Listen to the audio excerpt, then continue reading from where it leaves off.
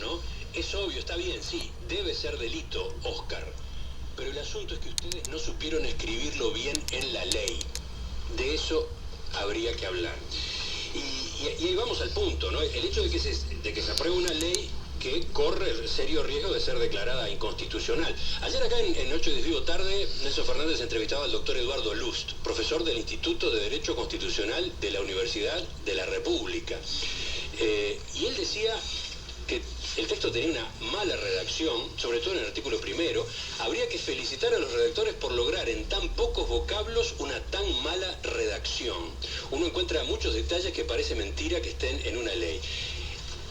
Y se centró en un aspecto. La principal dificultad está en que, por un principio constitucional, no se puede crear una figura penal o privar a una persona de su libertad por una situación prevista en un reglamento, como menciona el proyecto. Solo se permite la creación de figuras penales por ley. ¿Me dejás contestar eso? Sí. Porque este es el punto en el que ahora, obviamente, sí, claro, se va a centrar está claro que acá se va a centrar, etcétera, ¿no? Lo que está claro es que esto no tiene nada que ver con la omisión deliberada, ¿no? ¿Compartimos? Sí, esa puntualización que usted hizo más temprano es interesante. Buenísimo. Esto no se corregía con lo que proponían Rubio y el maestro Libercel. Leyes penales. La ley 17.016 de 1998 sobre tráfico ilícito de drogas dice: se faculta al Poder Ejecutivo a modificar y ampliar el contenido de listas y tablas a que se refiere la presente ley, incluyendo o excluyendo sustancias, trasladándolas de una u otra con los asesoramientos previstos que en ellas se determinen, ¿no? Otro ejemplo de tipo penal en blanco, el artículo 167 del Código Penal, que habla de la usurpación del título universitario, ¿no? Donde depende, la conducta prohibida va a estar reglamentada por lo que la universidad regule como título universitario. Otro ejemplo de delito penal en blanco: comercio de 221, ofrecimiento comercial o venta de sustancias genuinas por personas inhabilitadas para ello, 221 del Código Penal. Con la misma pena será castigado el que, sin estar legalmente habilitado o contrariando disposiciones reglamentarias, pusiera en el comercio o expendiera sustancia genuina. O sea, una sustancia, mañana el Ministerio Público dice es veneno, a partir de ese momento el que la vende genera delito.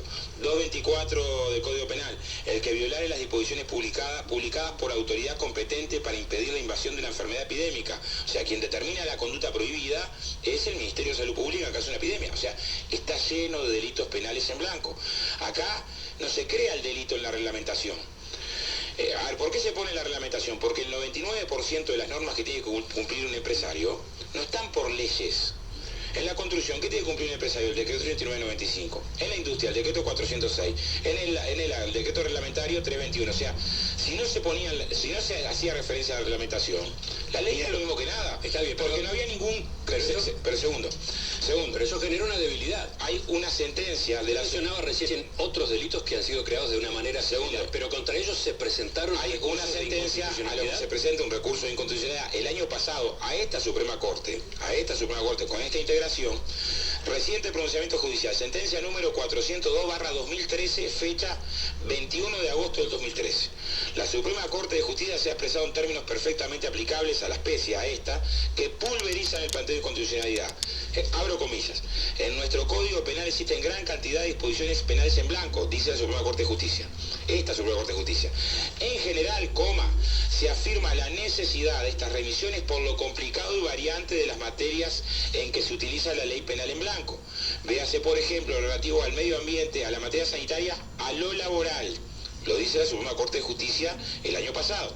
Abro comillas de vuelta: no se puede pretender que se relacionen en forma expresa y detallada todas y cada una de las posibles acciones, omisiones o situaciones en que se puede incurrir un posible agente. Ello sería imposible, ya que no se concebiría un código que detalle en cada artículo todas las hipótesis fácticas que pueden darse en la realidad y que obviamente son infinitas. Se agrega al final: modernamente se admite que exista la colaboración reglamentaria sancionadora. Lo dice la Suprema Corte de Justicia, ¿no? Una sentencia. Modernamente se admite que exista la colaboración reglamentaria sancionadora, condicionado a que la ley quede suficientemente determinado elementos esenciales de la conducta, el tipo de pena y demás. Abre paréntesis, B. Muñoz Conde, Francisco Graciarán. O sea, lo que digo es, el año pasado la Suprema Corte, ante una circunstancia similar, determinó constitucionalidad. Esto no obliga a la Suprema Corte. Exactamente, no obliga. Ahora, ¿saben qué? Cabe la posibilidad de que falle de otra manera. ¿Por qué no redactar la ley de manera más cuidadosa para evitar ese tipo de riesgos? Estuvimos revisando. No hay un solo caso de sentencia en contra, ni de esta ni de ninguna Suprema Corte de Justicia. Ni un solo caso. ¿Me explico? ¿No? Es más, hay especialistas, Corseña, Gergonia, Petraglia, que sostienen, ¿no?, que es mucho más aparente que real la lógica que dispone los principios reglamentarios, porque en todos los derechos existe, no solo en este. No hay derecho en el que no exista disposiciones que tienden a reglamento. ¿Por qué? Porque, a ver, mañana se generó una máquina nueva que tiene riesgo nuevo y hay que crear una normativa nueva. En general no pasa por el Palacio Legislativo, pasa por decretos del Poder Ejecutivo.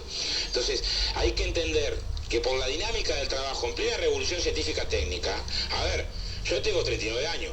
De muy chico prendía la tele media hora antes para que se encendiera la televisión, ¿no? Y hoy los gurises andan con internet en el celular, ¿no? O sea, los cambios tecnológicos, y esto es así en el mundo, hacen que las normas laborales tengan que tener una agilidad mayor que la de los trámites parlamentarios. Entonces, es para hacer efectiva la ley. Porque, repito, no es la primera ley penal que tiene estas características, no es la primera, hay muchísimas, nunca nadie dijo que ninguna estaba mal, y cuando se dijo, la Suprema Corte, esta misma, con esta integración, dijo que es constitucional. Lo cierto es que la ley esta queda en entredicho apenas se promulga, y eso genera una inestabilidad, genera una incertidumbre. ¿Se puede considerar entonces un triunfo la aprobación en esta forma, en este contexto? No, nosotros hemos conseguido un triunfo si desciende la siniestralidad. Ese es el triunfo. A ver, el único triunfo nuestro, acá hay una diferencia con el tema de accidente de trabajo, ¿no? A todos nos importa, ¿no? A todos nos importa, sí, pero a todos no nos importa igual.